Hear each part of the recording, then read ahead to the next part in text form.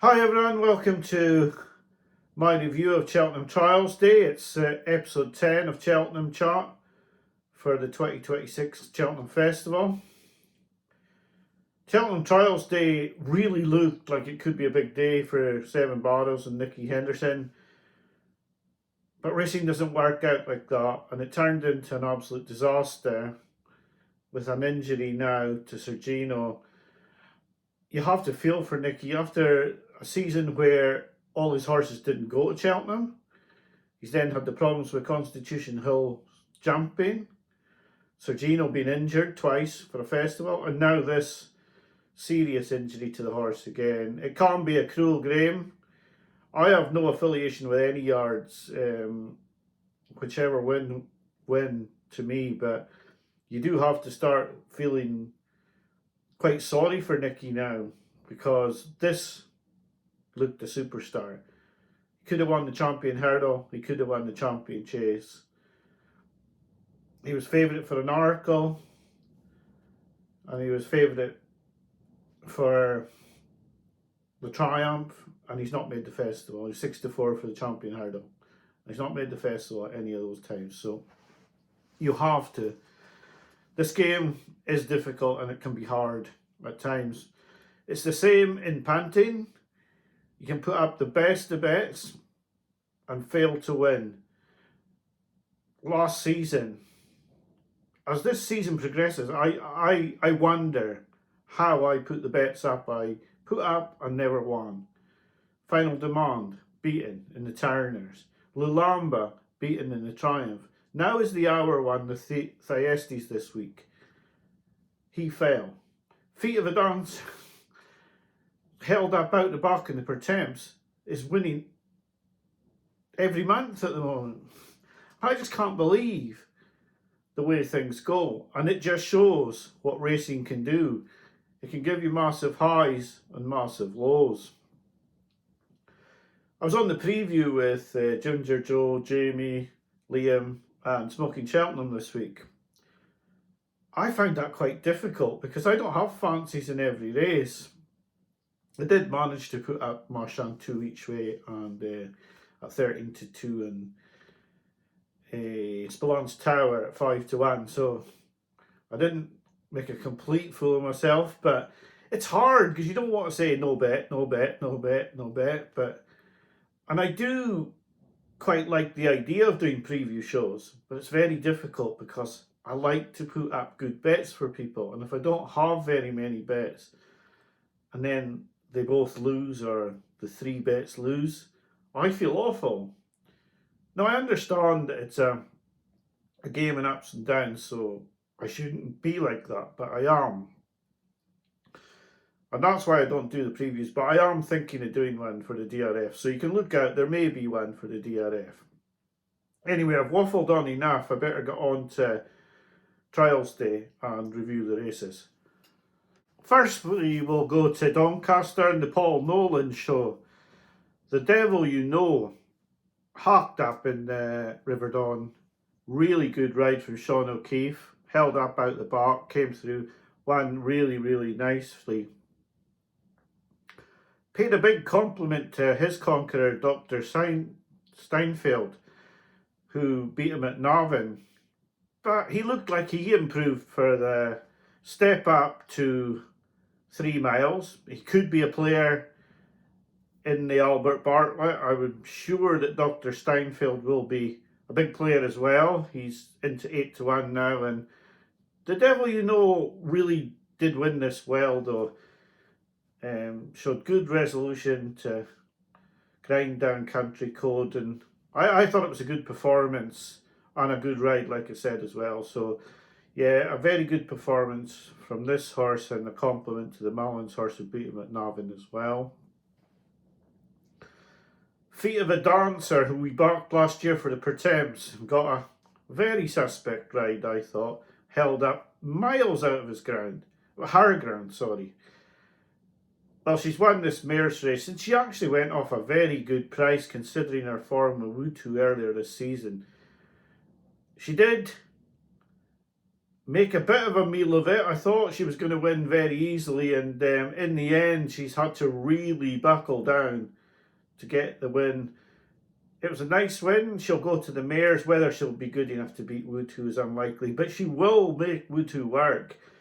Who knows where Lossiemouth will go now? The champion hurdle picture is changing all the time, and it could be that even with her connections, they may just be forced into giving it a go. There may be just more chance of her winning the champion than the mares, because she may not have any rivals. If she can beat Brighter Days Ahead next week, she's only got the New Lion to beat, really, and it would be very difficult to say no to giving her the chance. But who knows where she'll go. I'm sure Feet of a Dancer will go to the mares against Woodhoo, and she will put up a good show because she's very good and she's improving as well. On to Cheltenham. The first race was the Novice Handicap Chase. Now, this is notoriously a good race for Cheltenham Clues, and I'll have to say that I didn't see many clues. Jordan's Cross was very good and perhaps needs to be stepped up to 3 miles. So there's a possibility that maybe if Jordan's Cross has got the requisite runs, that he could go up to the ultimate. With the hiking and weights he'll get here for beating Quebecois, I'm not sure he can win that 2.5 mile Jock Richards. There's going to be some really well handicapped horses in there. I wouldn't think Quebecois would win there either. Imagine that the big bullet from the Nichols Yard will be Regent Stroll for that race. I just don't know if I saw too much in this race. My own selection on the Ginger Joe show in this race, Push the Button, jumped appallingly. Was never in the race with a chance. But I'm not convinced this race has thrown up a winner this year. And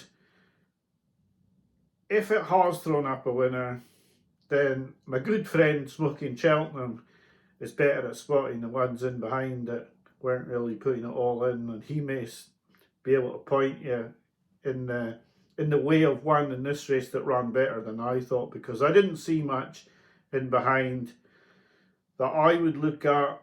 I think the winner's possibly going to be too high in the weights, and the second I wouldn't think could win a handicap chase at the festival either. So sadly, I'm not convinced I've seen a festival winner in this handicap chase.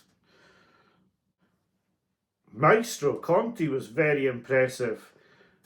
I don't know, I think he's probably got the mantle of the best British horse. I liked this performance. He was given a lot to do by Harry Skelton. He's picked off the 2 leaders very easily after the last. He was a bit free in the race. He's a good stayer. It seems like, although they want to go to the Triumph, I think they are under the impression that this is just anything is a bonus here because he's a 3 mile chaser down the line. But you go there with a chance. The problem is that the Irish are extremely strong, especially Willie Mallins and Gordon Elliott.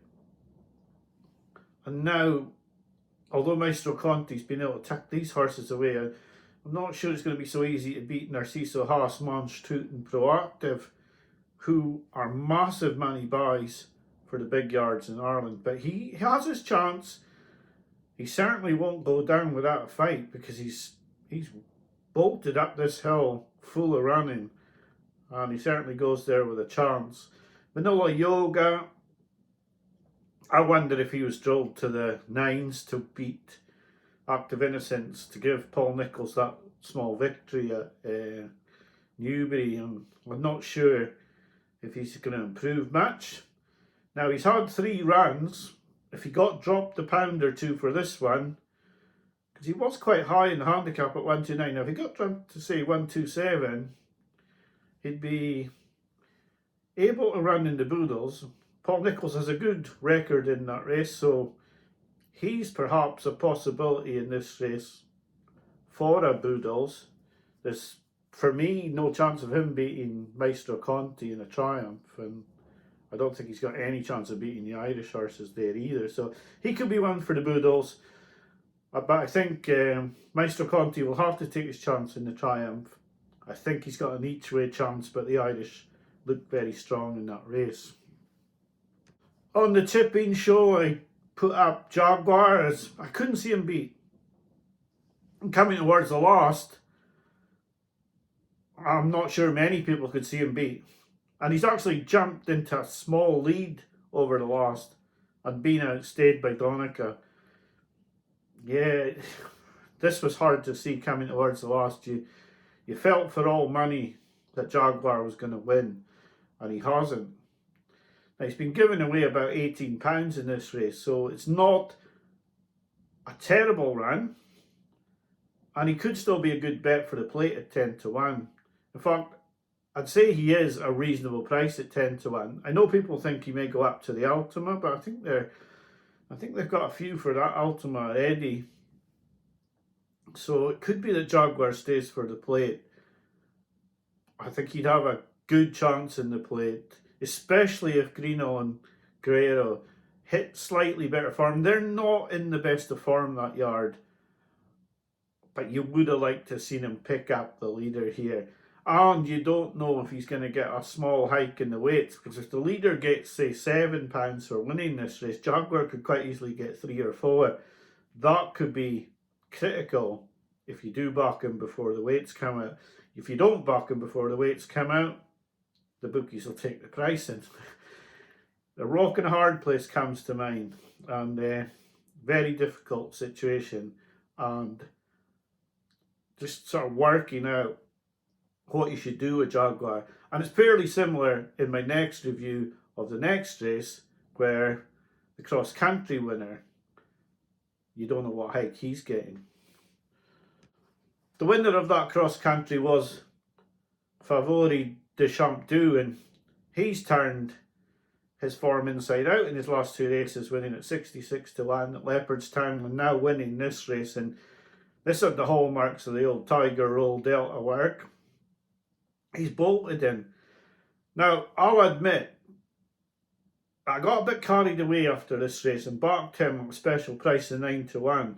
And I was going to put him up as a bet. And then I had to pull myself in a little bit, because I don't know what rise he's going to get in the weights.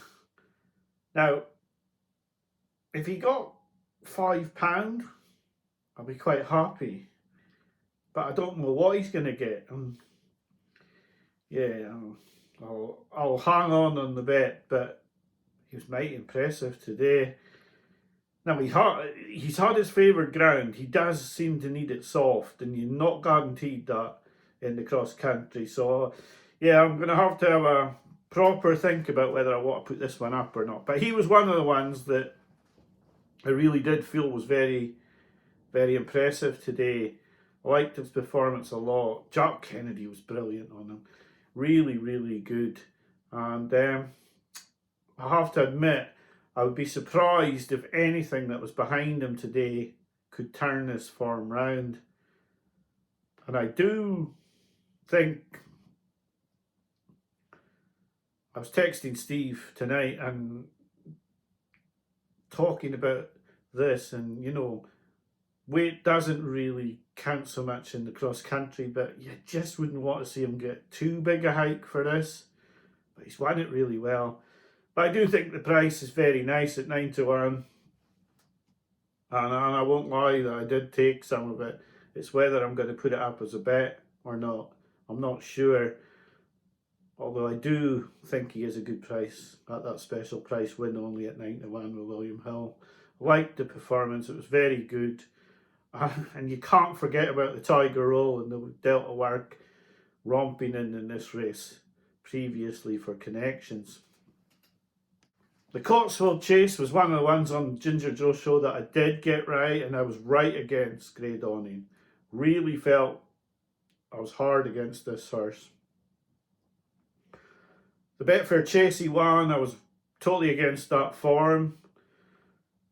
And although I said at the time it was heart over head, I've always liked Spillane Tower, and as we all know, certain operations are hard to judge. Let's put it like that. And as we can see from Iberica Lord a couple of weeks ago, they can spring into better form, and it was amazing to see Jimmy Mangan before and after the race. And this is what racing's about. I admit I put some money on this horse at 60-1 on the exchanges. And I stand to win quite a lot of money if this wins the Gold Cup, actually, because I backed him today and for the Gold Cup as well.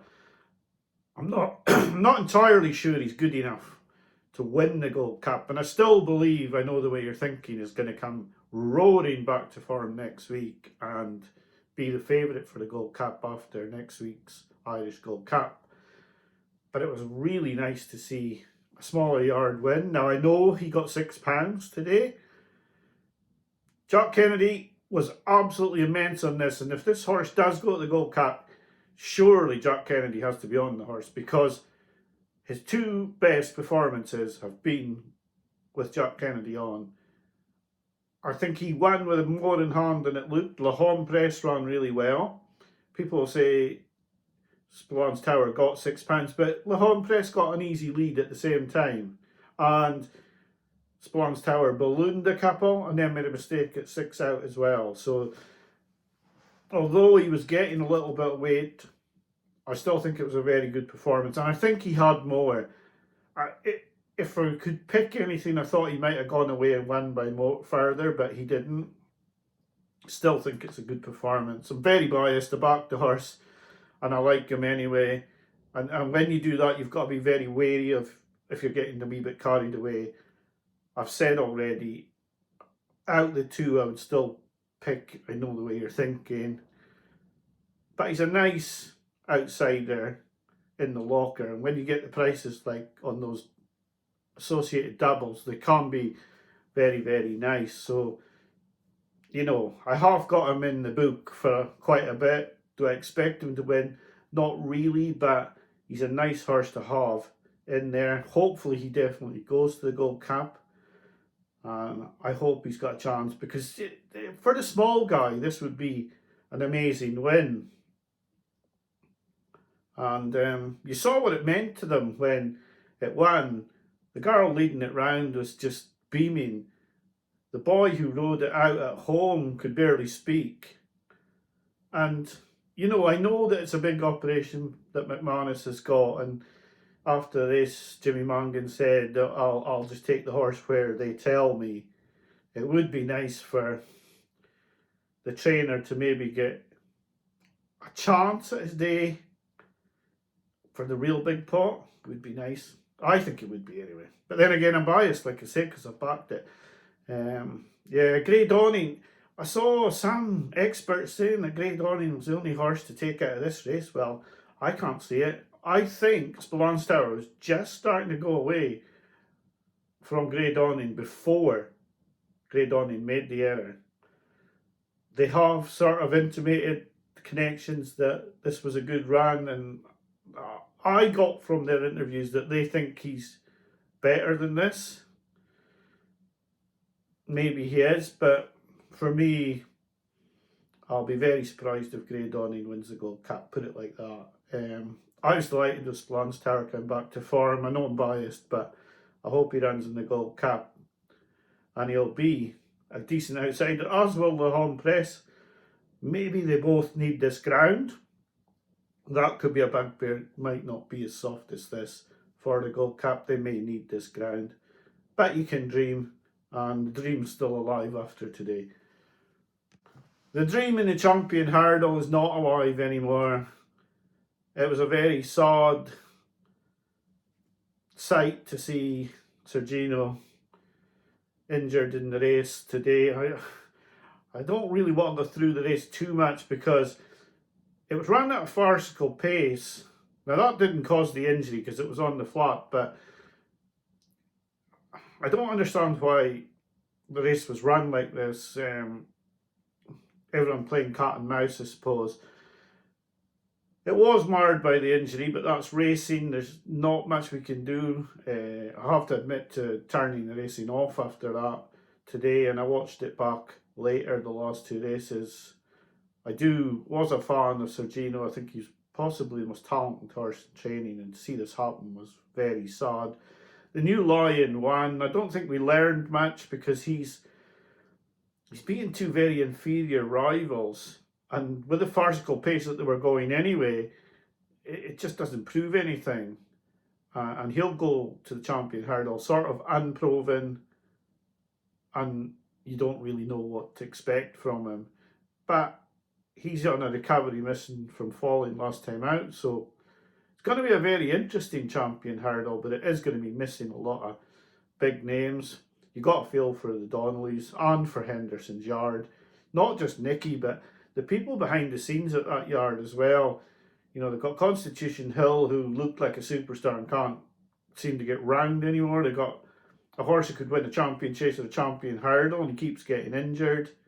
And these people are getting up every morning to ride the horses out. And, you know, the dream of the Cheltenham win is what keeps you going in the mornings. And then you see your horse get injured, or in Constitution Hill's case, it falls all the time. And that's soul destroying when you're getting up at 5:30 in the morning, it's freezing cold and it's raining outside, and your yard are trying as hard as they can, and things just keep going wrong and that are out of your control. And it must be, you know, quite upsetting really, and hard to keep going through. So we've learned nothing about the champion hurdle. And as I was saying about the owners, sorry, they've already seen one of their champion hurdle horses being out for the season, and now their other hopeful is gone as well. So yeah, a very disappointing day for them. But we just have to hope that Sergino will be okay. Whether he'll race again, who knows? He does seem a very fragile horse.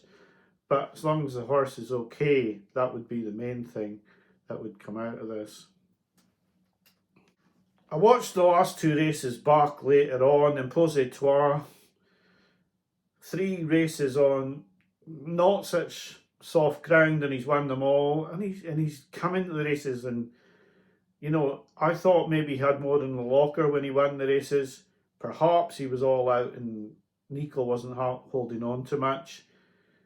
Today, he's come there just exactly the same, and he's found nothing. Absolutely nothing. And Martian Two's run away from him. Martian Two was getting £6 here, but he was definitely value for more than 7-length win.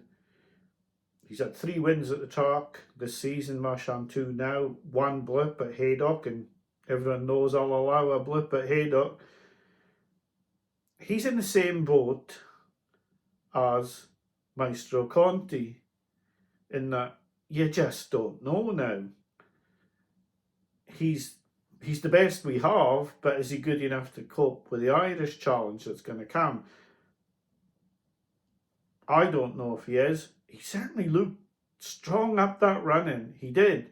He ran away from them, but he looked very strong at the finish, and he's looked strong in his races. Now he's blown his mark for the Pertemps absolutely out of the water. That was what I was worried about on the Ginger Joshua. I was saying, you know, I couldn't understand why he was here when he had such a good mark for the Pertemps, but he was here because they think they can win a Grade 1, clearly.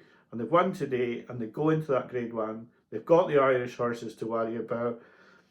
Can he beat Chihupu, Bob Bollinger, and Honesty Policy? Well, who knows? Who knows if he can? But he's put up a big performance here today. He did everything he could. And we have to see on Thursday of Cheltenham if he can beat the Irish horses or not. The final race was a bone of contention. All I'll say on it is I think they did brilliantly to get the race on. And I keep harping back to the people who look after horses and get up at 4 o'clock in the morning to get their horse ready, to put him in the box, to send him to the races. Now, there was a minuscule chance that there was something else on the track, and it would have been tragic if anything like that had happened. But it can be tragic if a horse has an accident at home, it can be tragic if a horse box has an accident, etc., etc., etc. You cannot go through life wondering if a 0.0001% chance may happen. I think it was better to get the race on. I wasn't watching Racing UK by now because of the Sergino incident, but I did see it after. They harped on and on and on about the race shouldn't have been run.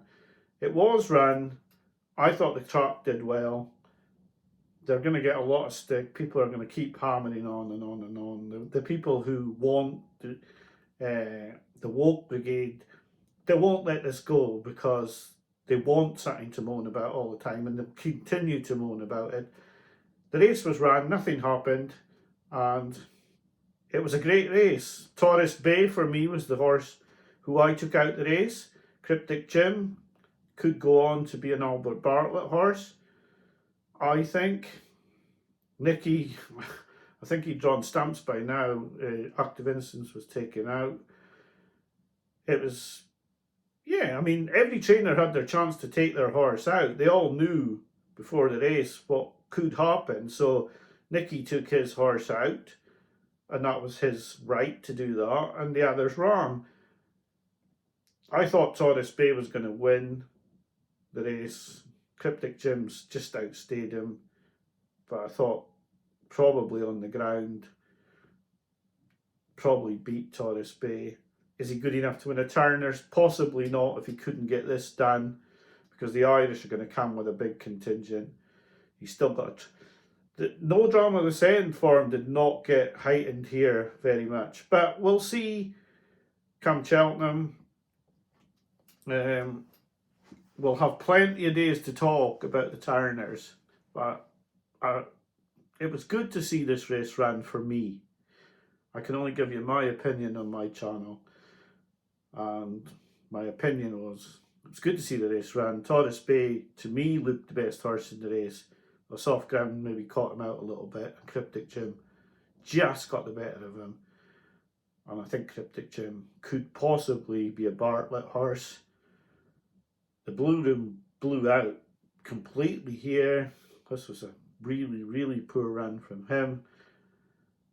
But yeah, I don't really know what else to say on that race. I was glad it was run. I don't know if we've seen a Cheltenham winner today or not. I hope we have. And if we have, and the one I hope it'll be Spillane Tower. But that's just because I've backed it. I hope that you've backed winners over the weekend. There was a lot of good performances. Best performance, Favori du Shantou was definitely the best performance of the day for me. The two performances at Doncaster were very solid as well. I think you just have to look at the Irish Challenge, and if you do fancy any of these winners, you've got to work out, can they beat the Irish Challenge? Can Maestro Conti beat Narciso Haas, Martian Two, etc.? And that's really where you're going with a lot of this. Can the New Lion beat Lossiemouth, Brighter Days Ahead? We won't know until Cheltenham. You can let me know what you thought of the races. You can let me know how you thought I did on the Ginger Joe show. I may do a preview for the DRF. I may even try and get someone to come on and do a video with me for the DRF preview. There is a chance that I may review on Saturday night for the DRF, but I'm still trying to get a ticket for the function, and if I get the ticket I won't do one. It'll just be a review of the whole DRF on Sunday night after the second day is completed. I'll just have to see on that. So you can let me know in the comments what you felt about this weekend, about the racing. Did you see a winner? Did you see something I never saw? Because there could have been horses lurking in those handicaps. I haven't had a chance to pick through them with a fine tooth comb, but I certainly didn't see anything on first viewing. I want to get this up tonight, so I'm going to make the video up now. I hope that you'll tune in next week. We'll have a far broader picture of the whole of Cheltenham after the DRF. Well, there'll still be little bits to fill in, but we'll know a lot more then. We got a lot of clues this weekend, some good, some bad. So enjoy your week until the DRF, and I'll be back to you next weekend to review the Dublin Racing Festival. Thank you for watching. Bye for now.